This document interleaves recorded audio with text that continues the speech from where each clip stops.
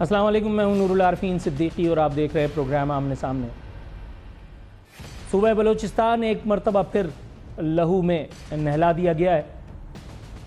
अभी साने कल्लात का खून भी खुश्क नहीं हुआ था कि एक और सानहे ने लोगों के दिल दहला दिए हैं, सिर्फ उनके जिनके सीनों में दिल मौजूद हैं।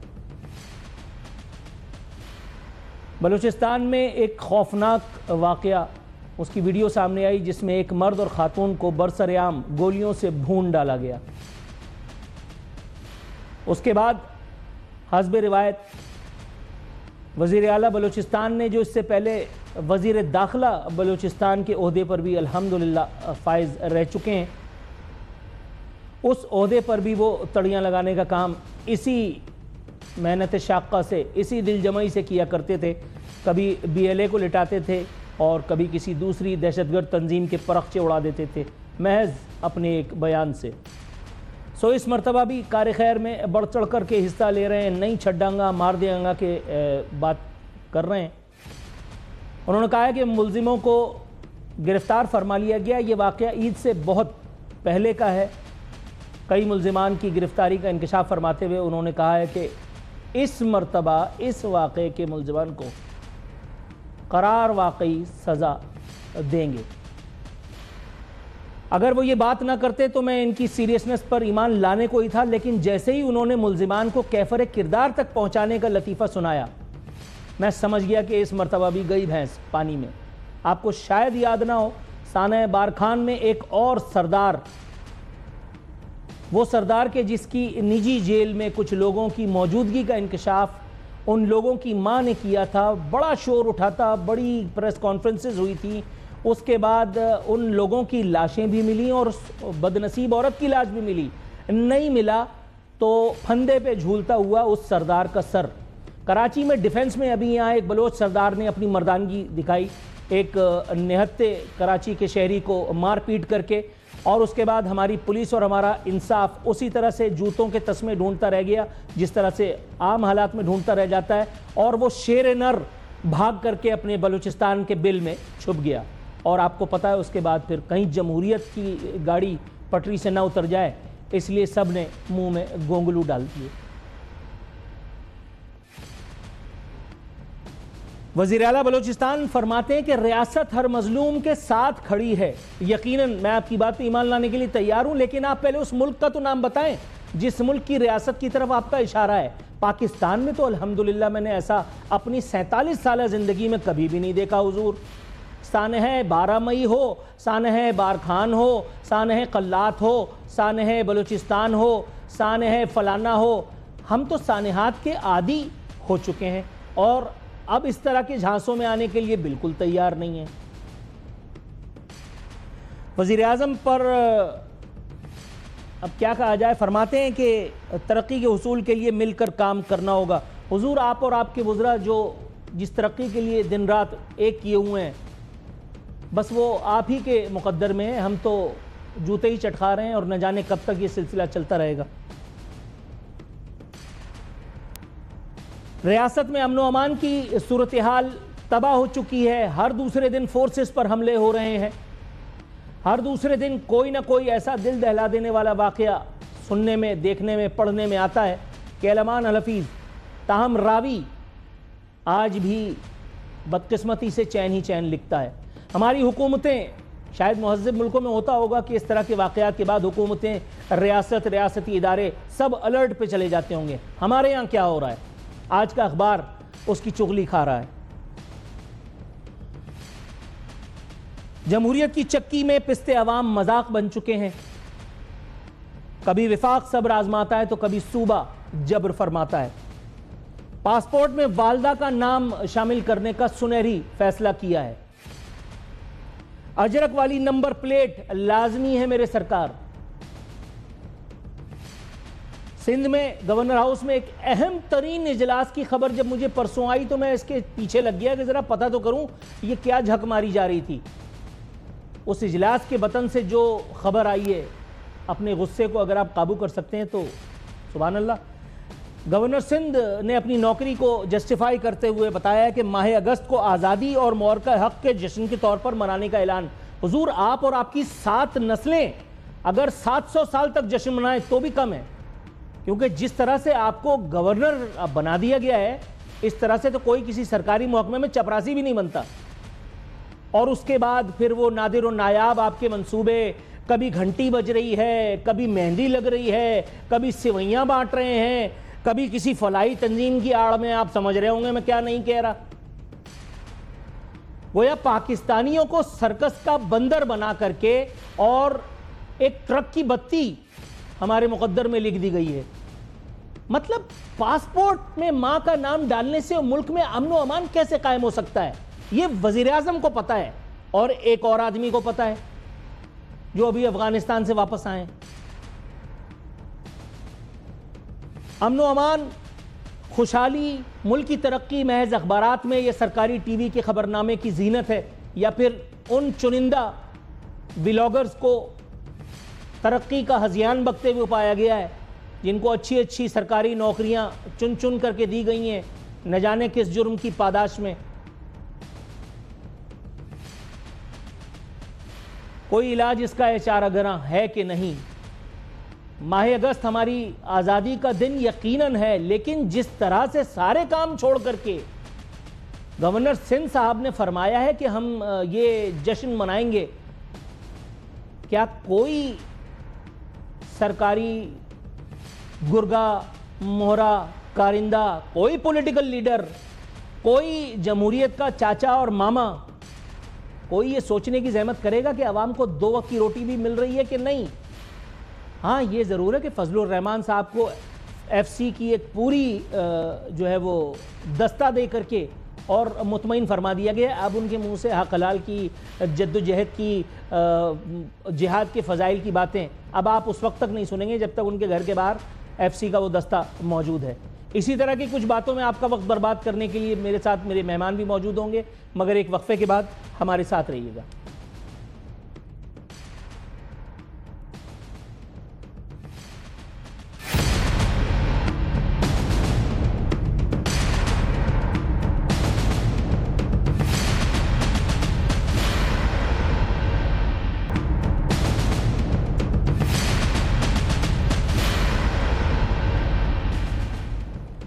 वेलकम बैक नाजरीन। मोहतरम अंजुम अकील खान साहब मुस्लिम लीग नवाज से हमारे साथ मौजूद हैं, साथ ही साथ स्टूडियोज़ में तशरीफ़ रखते हैं रिजवान खानज़ादा साहब, पाकिस्तान तहरीक इंसाफ से इनका ताल्लुक़ है, और मोहतरमा पलवशा खान साहिबा पाकिस्तान पीपल्स पार्टी से हमारे साथ इस शो में शरीक हो रही हैं। तीनों मोअज़्ज़ज़ मेहमानों को शो में शिरकत कर इसको लेने पर मैं खिराज अक़ीदत पेश करते हुए हस्ब रिवायत हस्ब दस्तूर सरकार की तरफ जाऊँगा। मोहतरम अंजुम अकील खान साहब, अस्सलाम वालेकुम सर। वालेकुम सलाम सर, सवाल मेरा ये था कि मुल्क में अमन आमा की जो सूरत हाल है वो किसी से ढकी छुपी नहीं है, लेकिन उसके बावजूद भी हमारी सरकार की सीरियसनेस का आलम यह है कि पासपोर्ट में अब अम्मी जान का नाम जो है वो शामिल करने का नादिर शाही फैसला हुआ है। सूबा जो है वो कह रहा है कि अजरक वाली नंबर प्लेट अगर आपने नहीं बनवाई तो आप जहन्नम रसीद हो जाएंगे। सर, गवर्नर सिंध फरमा रहे हैं कि माह अगस्त जो है वो मोर का हक के जश्न के तौर पे मनाएंगे। मैं ये पूछना चाह रहा हूँ कि एक आम आदमी वो जश्न से तो बहुत दूर है, वो तो अपनी लिविंग लेने से भी आरी इस वक्त दिखाई देता है। सरकार क्यों इस मसले को सीरियस लेकर के और दहशतगर्दी के कला कमा पर तवज्जो देने के लिए बिल्कुल तैयार नहीं है? ये पासपोर्ट में वालिदा का नाम शामिल करने से दहशतगर्दी कैसे रुकेगी, मुल्क में खुशहाली कैसे आएगी? सर जरा अगर आप कुछ बताएं। बिस्मिल्लाह रहमान रहीम। आप थोड़ा सा अगर पीछे चले जाएं, आप देख लें कि 2018 से 22 तक जो मुल्क के हालात थे, जो मुल्क में बेरोजगारी थी, जो मुल्क में अमन अमान के मसाइल थे, वो आपके सामने है। और जिस तरह दहशत गर्दों को साथ एक डील करके उनको रहा किया गया और उनको वापस मुल्क भी नहीं भेजा, हमारे मुल्क में वो बॉर्डर पे बैठे रहे और आखिर में फिर वो मुल्क के अंदर दहशत गर्दी ने शुरू कर दी। हमारी हुकूमत ने भरपूर एक्शन उनके खिलाफ लिए है और दहशत गर्दी को ख़त्म करने के लिए आज अल्हम्दुलिल्लाह हम ये कह सकते हैं कि हमने लाखों जो कुर्बानियाँ दी हैं, आज उसका सिला ये है कि आज दहशत गर्द यहाँ से भाग रहे हैं और मुल्क में इंशाल्लाह अमन कायम हो रहा है। उस अमन और लोगों के इत्मीनान की वजह से आज मुल्क की इकानमी जो है वो भी आपके सामने है, मुल्क के अंदर ज़र बादला सर भी आपके बलूचिस्तान सामने में जो पै दर पै वारदातें हो रही हैं ये अमन अमान का सबूत है? देखें बलूचिस्तान में बिल्कुल ये जो वाक़या है वो मैं बिल्कुल उस पर बिलखसूस जो इससे पहले भी बलूचिस्तान में पैदर पे बहुत से वाकयात हुए। बारखान का सानहा अगर आपको याद हो, जिसमें एक जमींदार की निजी जेल दरियाफ्त हुई थी, तमाम लोग जो उसमें सानहे में इत्तेफाक से इन्वर्टेड कॉमाज में जिंदगी की कैद से आज़ाद हो गए। वो अल्लाह मारा आज तक आज़ाद है जमींदार। इसके अलावा सानह कल्लात हुआ था। आप तीनों पे इज्तिमाई तौर पर ताज़ियत फरमा रहे या इंडिविजुअली? देखिए जी, हम तो सब जो ऐसे वाकयात हो रहे हैं सबसे अफसोस कर रहे हैं कि ये जो वाकया बिलखसूस ये दोनों वाकया जिनके जिक्र किया सारी अफसोस के जितना ही अफसोस किया जाए कम है। देखें जी सर, अफसोस का काम सरकार का नहीं होता, जहां तक मैं समझता हूं, थोड़ी बहुत तालीम मैंने हासिल की है। मेरा ख्याल है सरकार के हाथ में डंडा होता है और वो डंडा जो है वो इस्तेमाल करने के लिए होता है। ऐसा तो नहीं है कि डंडे का रुख कहीं गलत तरफ है? नहीं, मेरे ख्याल गलत तरफ नहीं है। इसमें देखे ना, अगर बलूचिस्तान की बात करें, बलूचिस्तान के शुरू के हालात आपके सामने है और बिल्कुल आप ये भी जानते हैं कि दहशत गर्दी वहाँ कहाँ से जन्म ले रही है। आप मनसाया मुल्क अफगानिस्तान से वहाँ से दहशत गर्द आ रहे थे। तो इससे पहले आज तो अल्हम्दुलिल्लाह हमारे बहुत बेहतरी हो गया। आज ईरान से जो दहशत गर्द उस तरफ से एक मूवमेंट होती थी वो खत्म हो गई। आज ईरान ने भी एक वाज़ेह ऐलान कर दिया कि पाकिस्तान के खिलाफ जो भी एक्शन होगा वो ईरान के खिलाफ एक्शन होगा। और इंशाल्लाह आप देखेंगे चंद दिनों में अफगानिस्तान में भी ऐसे हालात पैदा होने वाले हैं कि पाकिस्तान भी कहेगा कि हमारी सरजमीन से कोई दहशत गर्दी नहीं होगी, और होगी तो फिर उसमें इंशाल्लाह मुश्तरका अमल इख्तियार करके दहशत गर्दी को खत्म करेंगे। और इसी की वजह से आज ये देख रहे हैं कि मुल्क में हालात जो बेहतर हो रहे हैं इकानमी के लिहाज से या अमन व अमान के। हाँ, ये बलूचिस्तान का वाक़या इसमें बिल्कुल मैं समझता हूँ कि ये एक जालियत है और नो डाउट के इन इलाकों में वो पुराना सिलसिला बहुत सारी चीजें हैं इसमें कारे जहल। बिल्कुल आप सही फरमा रहे हैं। थोड़ा सा मेरे साथ आप रहिएगा, मैं इंशाल्लाह दोबारा आपकी तरफ आता हूं। सर थोड़ा सा टाइम आपका मजीद लेंगे। रिजवान खानजाना साहब, सर इंतजार की जहमत मुब्तला रखने के लिए माजरत। सर ज्यादा बड़ी जहालत उन बदबख्तों ने की थी जो सानह बलूचिस्तान में मुलव्विस थे, या उसके बाद जो है वो जवाज़ फराहम करना और लैतो लाल करना और लाल गुलाबी बातें करना और धमकियां और तड़ियां लगाना, उसको आप किसी ख़ास उसमें फॉल करवाते हैं? बिस्मिल्लाहिर्रहमानिर्रहीम, इय्याका नअबुदु व इय्याका नस्तईन। आरफीन साहब देखें, इसमें दो तीन बातें जो आपने की हैं, बलूचिस्तान का वाक़या हो, ये कारोकारी कहलाता है। कारोकारी सिंध में भी होती है। बलोचों की रिवायत बन गई है, गैरत बन गई है। हमारे प्यारे नबी के दौर में जो है वो बच्चियों को दफनाया जाता था, तो हमारे रसूल सल्लल्लाहु अलैहि वसल्लम ने जो है तबलीग की है। अब इनको तबलीग कौन करेगा? निकाह को मुश्किल बना रहे हैं। ये जना को आसान करना चाहते हैं, इस मुल्क में बेहयाई को फैलाना चाहते हैं। वज़ीर आला साहब ने प्रेस कॉन्फ्रेंस करके रिफ्यूट कर दिया। उन्होंने कहा कि दोनों शौहर और बीवी नहीं थे। देखिए जी, वज़ीर आला साहब को मैं तो खैर इस चीज़ पे डिस्कस ही नहीं करना चाहता हूँ। ये पुराना वाक़या है, उसको इशू बनाना। असल मसाइल की तरफ आप आए ना, असल मसाइल इस मुल्क के हैं क्या? आप एक वीडियो निकाल देते हैं, सारे टीवी चैनल उसकी तरफ लग जाते हैं। ये 1.5-2 महीने पहले इनको अब होश आया। ऐसे ना जाने कितनी लड़कियां, कितने लड़के इस पाकिस्तान के गांव गोठों में कत्ल हो चुके होंगे। ये तो आप अभी जो पता है क्या, लोग पहले SHO से हेल्प मांगते थे, अदालत से हेल्प मांगते थे। आजकल लोग मीडिया से हेल्प मांगते हैं कि खुदा रहा हमारी आवाज़ उठाओ, हमारी आवाज़ बनो और हमारे लिए बताओ लोगों को। फिर वज़ीर आला साहब के जो टशन होते हैं, नशके होते हैं, वो जो दौर तार होते हैं कि जी उठा लेंगे, ख़त्म कर देंगे, फलां कर देंगे, पूरा बलूचिस्तान एक SHO की मार है। तो वो नकवी साहब बताएं भाई, वो SHO कब पैदा होगा इस पाकिस्तान के अंदर जिसकी मार एक बलूचिस्तान होगा? पूरे बलूचिस्तान के अंदर आपने दहशतगर्दी फैला दी है। वासा का जो हेड है वो 111 को फ़ोन करता है सैलाब के लिए, यानी पंजाब की खुशहाल हुकूमत, ताकतवर हुकूमत, माँ बेटा बहन भाई चाचा ख़ानदान सब की हुकूमत जो है वो नून लीग शामिल है। और वासा का हेड जो है 111 ब्रिगेड को फ़ोन कर रहा है कि हमारे लोगों को बचाओ। तो हम ये 78 साल से सिविलियन इदारे नहीं बना सके, हम फायर ब्रिगेड नहीं बना सके, हम सैलाब के लोगों को बचा नहीं सकते हैं। लेकिन यकीन करेंगे, आप बिल्कुल दुरुस्त फरमा रहे हैं, लेकिन इन 78 सालों में आपको शायद याद नहीं, 3.5 साल एक दौर खान साहब का भी था। उस दौर में भी अल्लाह का बड़ा शुक्र है सुम्मा अल्हम्दुलिल्लाह, मैं जहाँ बैठा हूँ यहाँ पे रेस्क्यू के लिए भी पाक फ़ौज को ये आवाज़ दी जाती थी। हमारे सियासतदान सिर्फ स्क्रीन पे बुकराती करने और इक़्तिदार में आके बयान देने के काम आते हैं। अनफॉर्चुनेटली आपकी बात आ गई है, थोड़ा सा मैं आपसे थोड़ा सा वक्त चाहूँगा। मोहतरमा पलवशा साहिबा हमारे साथ हैं। मैडम अस्सलाम वालेकुम। जी वालेकुम सलाम। मैडम बहुत शुक्रिया, sorry for keep you waiting. मैं आपसे ये पूछना चाह रहा हूँ कि इस वक्त पाकिस्तानियों को एक अजीब मखमसे में डाल दिया गया है। एक तरफ तो अमन व अमान की दिगरगूं सूरत हाल है, आए दिन कोई ना कोई खौफनाक वारदात हमारा दिल दहला रही होती है। दूसरी तरफ इस किस्म के नादिर व नायाब मुशीर हमारे पास हैं हुकूमत के, जो हुकूमत को न जाने क्या क्या सुझाई देते हैं। अब एक नया चूरन बेचा गया है कि पासपोर्ट में वालदा का नाम भी शामिल किया जाए। और दूसरी तरफ सिंध हुकूमत कह रही है कि अगर आपने अजरक वाली नंबर प्लेट नहीं लगाई तो बड़े मसाइल हो जाएंगे। मैडम पूछना यह था कि हुकूमतें क्या नंबर प्लेट और पासपोर्ट देने के लिए आती हैं या इनका प्रैक्टिकली कोई और काम भी आप समझती हैं? अमन व अमान, इंसाफ, सेहत, कोई और चीज़ भी इनका काम होता है देना? देखिए जाहिर है पहला काम तो अमन व अमान, जान माल का तहफ़्फ़ुज़ है और जो कुछ कॉन्स्टिट्यूशन में एक हमारे बेसिक राइट्स हैं वो देना उनका अवलीन फ़र्ज़ है। उसके बाद बाकी चीज़ें तो बाद में आती हैं। लेकिन बहरहाल अब ये चूँकि हालात ऐसे हैं जिसमें इस वक्त हम घिरे हुए हैं, मैं तो ये नहीं कहती कि हालात बिल्कुल ठीक हैं, दहशतगर्द दम दबा के भाग रहे हैं।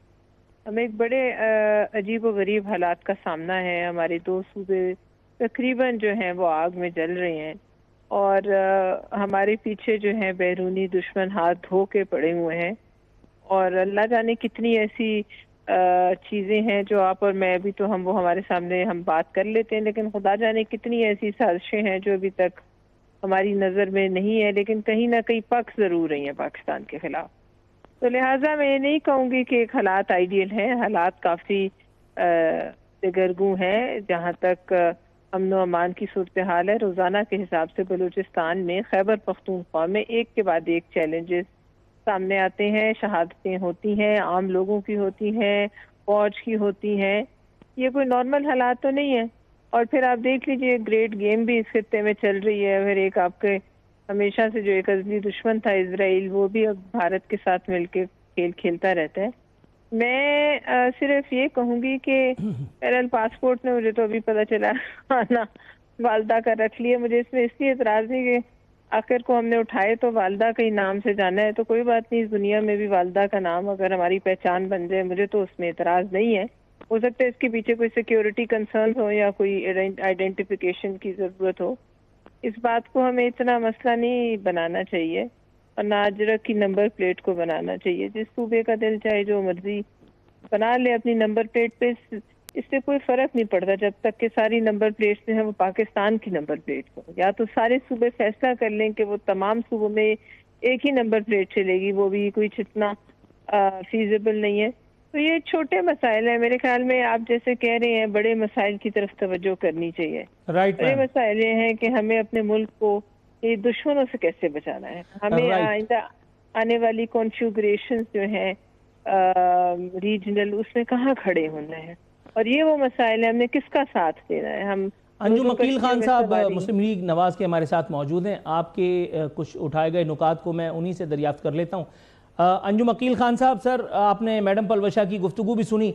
एक तो हकीकी मसाइल की तरफ तवज्जो देने के लिए उन्होंने अपील दायर की है, दूसरा उन्होंने फरमाया कि 2 सूबे हमारे आग में जल रहे हैं। आगे चल करके उन्होंने सूबा खैबर पख्तूनख्वा और सूबा बलूचिस्तान का जिक्र भी फरमाया। आप अमन अमान की जिस सूरत हाल की अभी बात फरमा रहे थे, मेरी मोहतरम मेहमान को आइडियल सिचुएशन वैसी नज़र नहीं आ रही जैसी आप देख रहे हैं। आप मुल्क की तरक्की और खुशहाली की तरफ भी हमें इशारा दिला रहे हैं, लेकिन मैडम को लगता है कि अभी इस वक्त मामलात कुछ और हैं। सर कुछ फरमाइएगा। देखिए जी, मैडम ने बिल्कुल निशानदेही जो की है उसमें बिल्कुल गलत कोई बात नहीं की, उन्होंने बिल्कुल सही बातें की है कि मुल्क बिलखसूस हमारा जो खिता बलूचिस्तान है उस पर बात एक इंटरनेशनल कंस्पायरेसी चल रही है और वो सब जानते हैं उसमें कौन कौन लोग इन्वॉल्व हैं। लेकिन आप ये देखें कि कंपैरेटिवली पहले से हालात बेहतर बनाए गए हैं। अब बात करें अगर खैबर पख्तूनख्वा की, तो उसमें 15 साल से जब अब 13 साल हो गए हैं, तीसरा PTI का, तो वो अपने सूबे में जो अमन अमान के हालात है वो खुद जिम्मेदार है, वो तो किसी से बात करने के लिए तैयार है, कौमी मामला डिस्कस करने के लिए तैयार नहीं है। वो उनको चाहिए था। और चंद दिन पहले आप बात अभी भाई साहब ने बात की है कि आप देख रहे हैं किस तरह दरिया में खानदान सामने एक एक करके घर के 20-22 बंदे जो है चले गए हैं, और कोई लोग वीडियो बनाते रहे हैं, सेल्फियां बनाते रहे और कोई वहां उनकी मदद के लिए नहीं पहुंच सका। तो ये जिम्मेदारी 18 अमेंडमेंट के बाद सूबों की बड़ी जिम्मेदारी बनती है। फाक अपनी जिम्मेदारी से ये नहीं कि वो उसको पश्चे पुष्ट डाल रहा है, फाक की भी अपनी जिम्मेदारी है, और फाक जहाँ भी जरूरत पड़ती है सूबों की मदद के लिए भरपूर तरीके से पहुंचते हैं। लेकिन सूबे अपनी जो है वो खुद उनको चाहिए राहत। मैं नहीं कहता सर, काइंडली अगर आप हमें ये बता दें कि कहाँ कहाँ आप सूबों की मदद के लिए पहुंचे हैं, किन किन मामलात में, तो हमारे व्यूअर्स के लिए भी मेरा ख्याल अच्छा होगा। मेरे ख्याल में जो भी हमारे आज बलूचिस्तान में कुछ मेगा यूनिवर्सिटियां तक हम बना रहे हैं, आईटी सेंटर बना रहे हैं और बड़े बड़े मेगा रोड बना रहे हैं। हम KPK में भी काम करना चाहते हैं, लेकिन KPK की हुकूमत जो है वो कहती है कि हम सब कुछ खुद है खुद कर लेंगे, लेकिन वफाक अपनी जिम्मेदारी पूरी कर रहा है। और बिलखसूस आप देख लें कि जहाँ वफाक हुकूमत का अपनी जोर चलता है, आपके सामने है कि सर वो SHO वाली बात की थी मेरे मोहतरम मेहमान ने कि वो SHO साहब अभी मिले नहीं मिले कि जिनको बलूचिस्तान के मसाइल का हल बताया गया था। आपको याद होगा ये फड़ किसने मारी थी, अगर आप बता सकें। नहीं, ये गलत बात, वो देखो उन्होंने एक मावराती बात, उन्होंने गलत बात की थी। तो बलूचिस्तान एक हुकूमत है, एक सूबा है माशाल्लाह, वहाँ के बड़े लोग जो हैं वो वैसे तो हम कह सकते हैं कि बड़े मर्द और हौसले वाले लोग हैं और उनके असूली लोग हैं, लेकिन बदकिस्मती से वो जहाँ एक जो आप कह सकते हैं कि एजुकेशन न होने की वजह से जो एक इंसानी हकूक को पामाल किया जाता है, मैं समझता हूँ वो है। और उसमें वो नहीं, विफाकी वजीर दाखिला साहब का कोई इनिशिएटिव कोई सामने नहीं आया, वो SHO वाला लतीफा सुना करके और उसके बाद फिर सैर पे निकल गए थे साहब। फाकी दाखिला वहाँ क्या करते हैं, बलूचिस्तान में क्या कर सकते हैं? नहीं, बयान तो देने गए थे, बयान तो देने गए थे। को छोड़े, अमल की बात करें, अमल देखें, जहाँ सूबे में काम करते हैं हम उसके लिए वफाक हाजिर है और वफाक भरपूर किरदार अदा करता है। और आप बिलखसूस से देखें जहाँ वफाक का अमल दखल है, अगर सुबह पंजाब की बात करें तो 12 करोड़ की आबादी है और इंशाल्लाह वो देख लें किस तरह आगे जा रहा है। हर सूबे की जिम्मेदारान की जिम्मेदारी है कि जहाँ वफाक की जरूरत है वफाक से मदद मांगे। और सिवाय इसके अलावा कि जी हमें अपना हमारा शेयर नहीं दिया गया जी, वो हमारे पैसे खा गए हैं जी। ठीक हो गया सर, थोड़ा सा ब्रेक पर पाँव रखिएगा। मेरे साथ रिजवान खानजादा साहब भी मौजूद हैं। रिजवान खानजादा साहब, सर ओके है मामला, मतलब आप बिलावजह एग्जैजरेट कर रहे हैं। अब इसमें क्या कहेंगे, पलोचा साहब भी कह रही हैं कि जी छोटी मोटी बातें हैं, ये अजरक की बातें ना करें आप, और कौम का पैसा लगाने दें, लोगों को जलील होने दें, पुलिस रोक लेती है, नंबर प्लेट नहीं है आपके पास, 2020, 21, 16, 18 की नंबर प्लेटें ये नहीं दे सकें। सबसे पहले तो मैं तो कहूँगा कि ये बताएं कि सिंध गवर्नमेंट ये ठेका किसके पास है, नंबर प्लेट जो नहीं बना सके। ये मुकेश कुमार चावला साहब को बताना चाहिए कि ये नंबर प्लेट का ठेका इन्होंने किसको दिया है, जो 5-7 साल से इस कराची शहर में पैसे लेने के बावजूद ये नंबर प्लेट नहीं दे सके। और ये सिंधी अजरक का नया ड्रामा, ये टोपी ड्रामा सलीमुल्लाह कलीमुल्लाह खेलते हैं, कभी ये कौम परस्ती के नाम पे आ जाते हैं, कभी ये अजरक के नाम पे आ जाते हैं। वो भाई लोगों को रोज़गार दो, तुम्हारे नाले साफ़ नहीं हुए हैं, रोडें टूटी हुई हैं, लाइटें नहीं हैं, 12-12, 15-15 अरब रुपए आप गैस पाइप लाइन से लेके खा गए हो, उसका हिसाब नहीं है।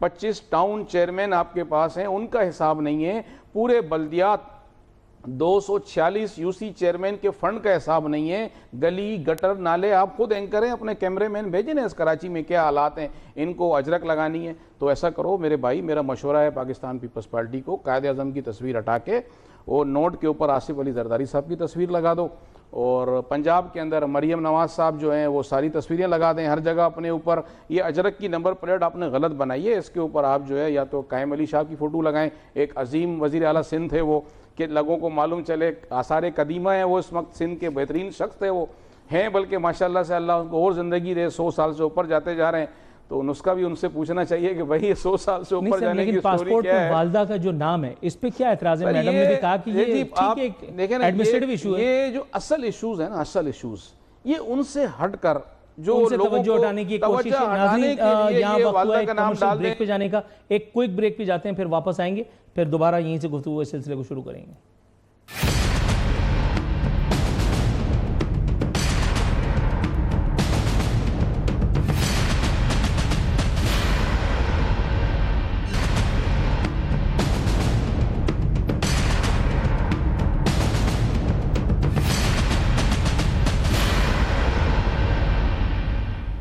वेलकम बैक नाज़रीन, बदस्तूर हमारे मेहमान हमारे साथ मौजूद हैं। आखिरी लम्हा शो के आन पहुँचे हैं। जी रिजवान साहब, अपनी बात आप कंप्लीट कर लीजिए। देखिए जी, मैं ये कह रहा था कि ये जो अजरक का तमाशा है ना, इसको ख़त्म होना चाहिए। ये इशूज़ नहीं है, आप नंबर प्लेट दें लोगों को। 2016 से नंबर प्लेट नहीं है, जिसको आपने ठेका दिया वो गायब हो गया। ठीक है, अब बात आ जाए ये पासपोर्ट का नया जो लॉजिक इन्होंने पैदा किया, ये इशूज़ को, असल इशूज़ से लोगों की तवज्जो हटाना चाहते हैं। ये दिखाना चाहते हैं कि FIA बड़ी एक्सपोर्ट हो गई है, हमने अफगानियों के पासपोर्ट, लाखों अफगानी यहाँ गैर कानूनी आपके पास रह रहे हैं। बंगाली जिन्होंने पाकिस्तान बनाया उनको आपने पासपोर्ट नहीं दिया, बंगालियों को आपने नेशनलिटी नहीं दी, उनको शनाख्ती कार्ड तक आपने दिया नहीं है। तो आप मुझे बताएं कि शनाख्ती कार्ड के लिए लाइनें लगी हुई हैं, पासपोर्ट के लिए लाइनें लगी हुई हैं, और बगैर पैसे यहाँ पर कोई काम नहीं होता। अब आपने एक नया पिंडोरा बॉक्स खोल दिया जी, माँ को लेके आओ, जिसकी माँ नहीं है फिर उसके लिए 5,000 रुपये दो, जैसे शनाख्ती कार्ड में हो रहा है। भाई नाराज है, मैं नहीं जाऊँगा सुबह, शनाख्ती कार्ड नहीं बनेगा, बहन को लेके आओ। एक की बहन हैदराबाद में, उसको कराची से लेके आना। ये नए नए तमाशे लोगों को परेशानी। लेकिन सर अच्छी खबर इस बीच में ये तो है ना कि अल्लाह का शुक्र है, अगस्त आ रहा है, हमारी जश्न आज़ादी है, और पूरा महीना इंशाअल्लाह ताला हम लोग जो हैं वो आज़ादी के नगमे गाएंगे। सुम्मा अल्हम्दुलिल्लाह, अल्लाह ताला ने हमें इतनी मुश्किलों के बाद एक वतन अता किया था। तो इस बीच में कहीं ना कहीं एक नखलिस्तान नज़र तो आ रहा है। देखें आरफिन भाई, ये जो गवर्नर साहब हैं कामरान टसोरी साहब, इनको तो पूरे साल 14 अगस्त मनानी चाहिए। पूरे साल सुबह उठें, ये झंडा चढ़ाएं, फिर ये दूसरे दिन उठें, फिर झंडा चढ़ाएं। ये इनकी लैटरी खुल गई यार, खुदा को मानो। ये 14 अगस्त क्या, मैं बोलता हूँ इनको सारी ज़िंदगी 14 अगस्त, गवर्नर हटने के बाद भी ये सुबह सुबह जाएं सैल्यूट और 14 अगस्त का झंडा चढ़ाएं और फूल गिराएं। इनका यही काम है। 14 अगस्त जो है वो अच्छी बात है। क्या मतलब है, इनकी पार्टी का मैंडेट इनके पास है और उर्दू बोलने वाला गवर्नर होना चाहिए था, जो मैं समझा हूँ। Correct me if I am wrong. तो उर्दू बोलने वाले तो और भी हैं भाई, खाली ये सारी सहूलतें और सारी आशीर्वाद, सारी जो खुशियाँ, रोशनियाँ, सारी इसी के ऊपर हैं यार, और कोई नहीं है। मैं तो उसकी तारीफ़ करता हूँ। चलो सुबह उठता है, झंडा चढ़ाता है, कभी ये घंटा बजवाता है, कभी 80 गज का प्लाट बांट देता है, जाग रहा है। वो पहले हमारा वाला तो वो गाना प्लाट का कंफर्म कर लेंगे कहीं है भी या नहीं, ये जन्नत के प्लाट हैं ये। देखो मसला ये है कि कराची के अंदर 20-20 साल 25-25 साल से हाउसिंग सोसाइटियां लोगों से लाखों रुपए ले गई हैं, लाखों रुपए, अरबों रुपए ले गई हैं, और उन्होंने प्लाट नहीं दिया, फाइल लेके घूम रहे हैं। तो अगर गवर्नर साहब ने भी 80 गज का प्लाट किसी को दे दिया, फाइल दे दी, और 50 साल के बाद अगर कहीं बेचारा घूमता घूमता आया तो गवर्नर तो होंगे ही नहीं।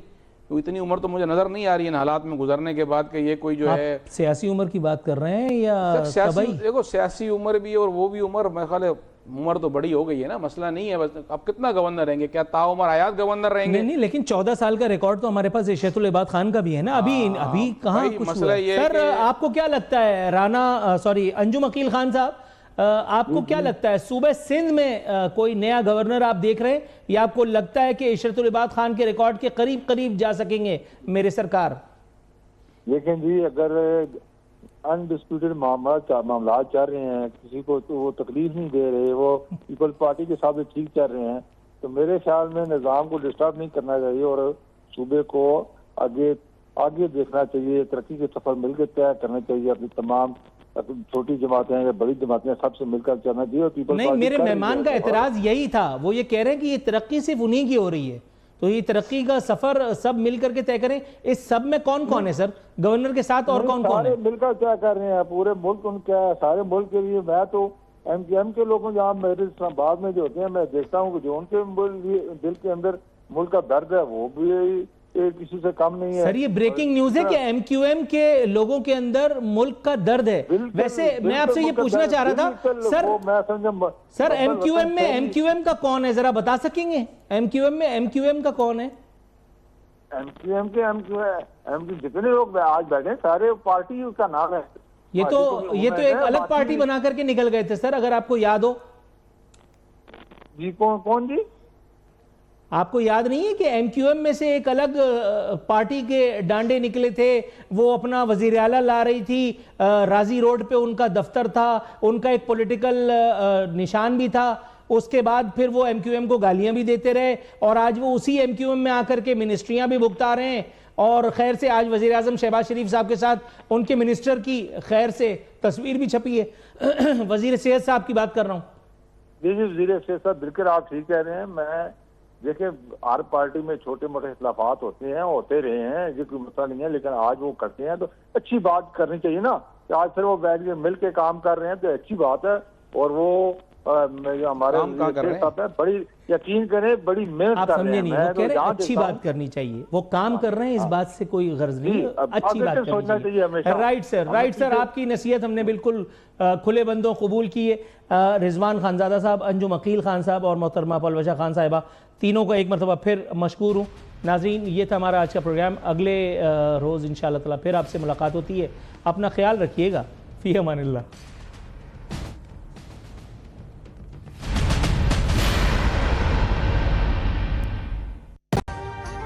अभी सब्सक्राइब करें ताकि कोई खबर रह न जाए।